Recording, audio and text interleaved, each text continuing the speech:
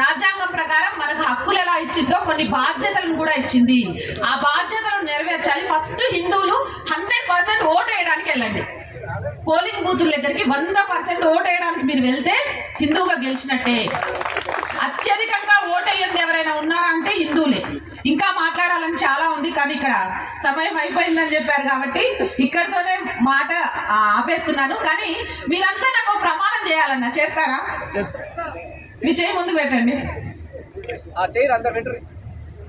అరే ఆడవాళ్ళకి చేతులు లేవా? నాకు కనబడట్లే.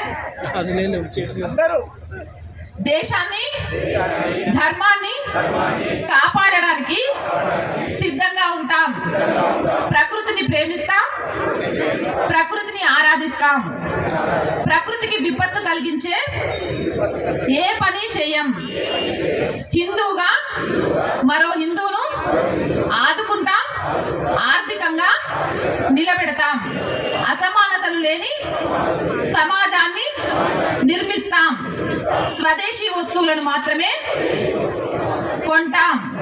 స్వధర్మాన్ని మేము పాటిస్తూ మా పిల్లలకు నేర్పిస్తాం. సంస్కృతి సాంప్రదాయాలను తూచా తప్పకుండా నిలబెడతాం. రాజ్యాంగం ఇచ్చిన పౌర బాధ్యతలను ఈ రోజు నుంచి పాటిస్తాం. దైవ సాక్షిగా నోటు తీసుకొని ఓటు వేయం.